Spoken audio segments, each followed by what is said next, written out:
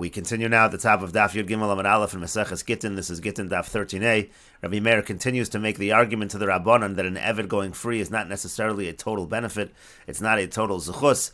And he says, Uma ilu Eved Kohen Shabarach. Let's say you had an Eved of a Kohen that runs away. V'yeshas Kohen, or let's say of the wife of a Kohen, Shemorda al Bala, who rebels against her husband.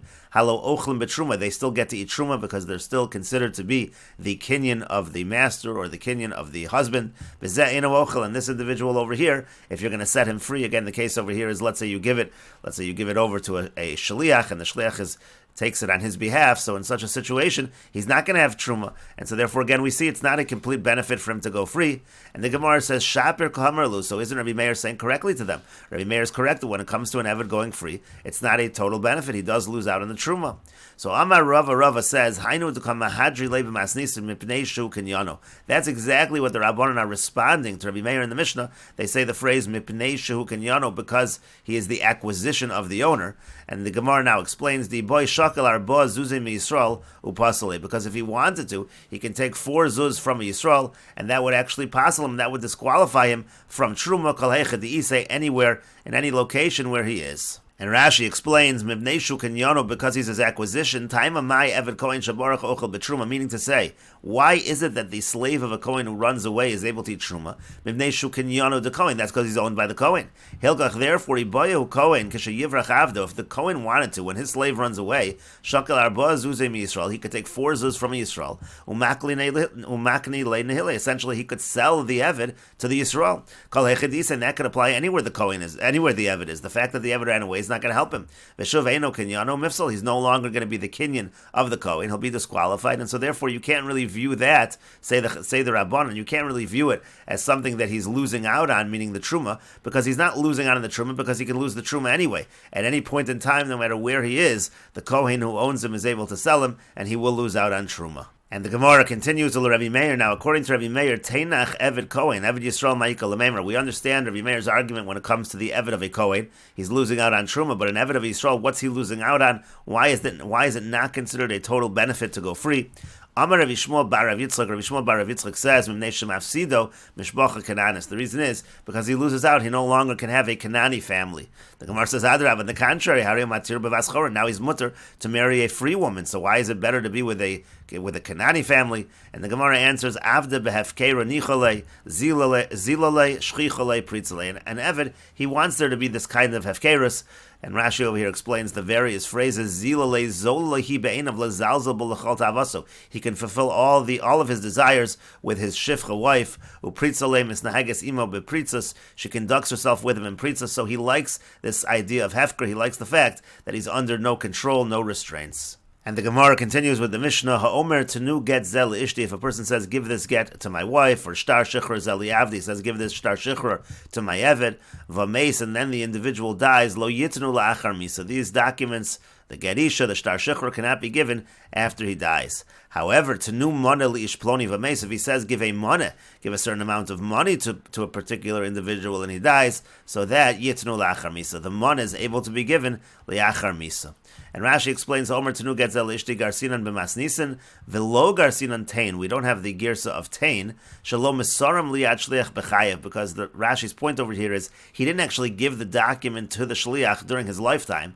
Lefikach, therefore, Lo Nechliku Chachamim B'Dover Lomar Shemishar Rishon Ezochel V'Ashliach Le'Eved, Lios Meshucher. That's why the Chachamim don't argue, like they do in the previous Mishnah. The Chacham in the earlier Mishnah, they say that it's a Zechus for the Eved to go free, and therefore the moment the Shliach takes the document, the Eved actually goes free. There's no ability here to retract. But that's not true in this situation because we don't have the gears of Tain. It's not this particular document that I'm giving to you, you give to my wife or to my Eved. Rather, it's Tenu Getzel Ishti. He doesn't actually give him the document while he's alive. And so the point is, Lo Yitnu La'achar Misa. Now it cannot be given to the Eved or to the wife after the individual dies. The Gita Lo Have Adimata Liyadeh V'chimata Liyadeh HaMisle Meshacher Upakale Reshuse, because it's not a get until it reaches the individual, and once it reaches the individual, let's say in the case of the Eved, so once it reaches the Eved, that's when he's going to be free. But at that point in time already, by the time it reaches the Eved, it's too late.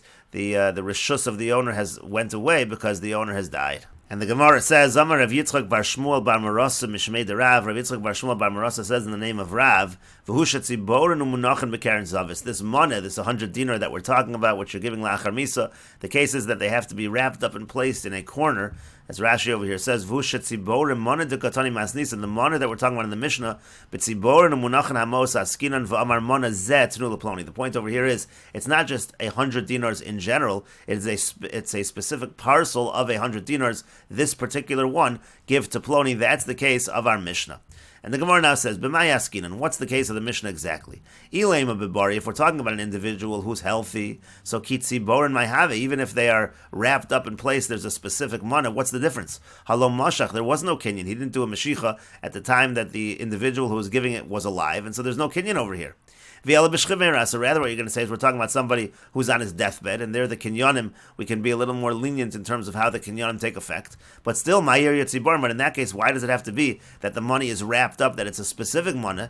Ki'en tzibor navi, even if it's not wrapped up, even if it's not a specific money, still the kinyan should work. Because we've established the divrei shchiv me'rak echsuvim v'chimesurin, done with that. The words of a shchiv me'rat, as if it's written and given over, it affects a kinyan just his words alone. And so therefore, even if you don't have a specific money, even if he just says in general, give a money, the kinyan should take effect. And so therefore we don't understand how to explain this statement that was said in the name of Rav.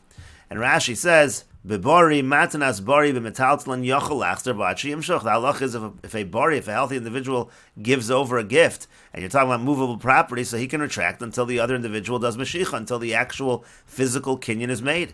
V'yarshonami matzilam haderbe, and also his yoresh, his inheritor, is able to retract. Aliba demand delesle mitzvah l'kayim divrei ames. This is according to the one who says that we don't hold that there's a mitzvah l'kayim, there's a mitzvah to fulfill the words of the individual who died. And the Gemara continues, Amar Rav Zvid says, Liolam bebari, really the statement of Rav was talking about a healthy individual. Uchedir Rav Huna Marav, and it follows what Rav Huna said that Rav said, the Amar Rav Huna Marav, because Rav Huna said that Rav said, Mona li biyorchav, a person says, a mana 100 dinars of mine is in your hand, Teneu lo leploni b'mayim etshloshten kan, and he says, give that mana which you owe me, give it to so-and-so. And he says that in the presence of 3 people, so that those words alone create a kinyan.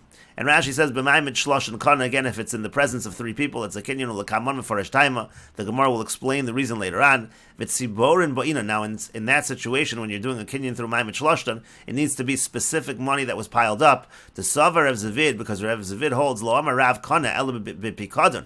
To kani like kalecha di'isei. When Rav said there's a kinyan over here, that's only by a pikadon, meaning a specific designated piece of property that was like a deposit. It's not just that money. It's not just that money is owed to me by so-and-so, it is a specific parcel of money which is owed to me by so-and-so. Only in that situation Rav said it, and so therefore that's what we're talking about over here as well. When Rav says over here, V'hu shetzibor n'munachin, so we're talking about a situation of ma'im shloshtan, and that's why it creates an immediate kinyan. Rav Papa says, Liolam b'shchiv meirah. Really, we're talking about a shchiv meirah. That's what Rav was talking about. Ucheidach de Rav, and it follows the other statement of Rav. D'yamar Rav, because Rav says, shchiv meirah she'amar tenu mana leploni minachasai. If a shchiv meirah says, give a mana to so-and-so from my property, so if it's mana, if it's this specific mana, so then no sin, so then we give it. However, mana stam, but if he just says mana, he doesn't say this particular mana, ain't no sin, we actually do not give it. Why? Chashinan shema mana cover kamer, because we have a concern. Maybe he was talking about a specific buried mana that he wanted to give, and therefore we don't know exactly what he was talking about. That's why Rav says, in this case, even though it's a shchiv meirah, and even though divrei shchiv meirah is kechsuvim v'mesurin damu, still it has to be v'hu shetzibor n'munachin, has to be piled up, placed in a corner. It has to be a specific mana.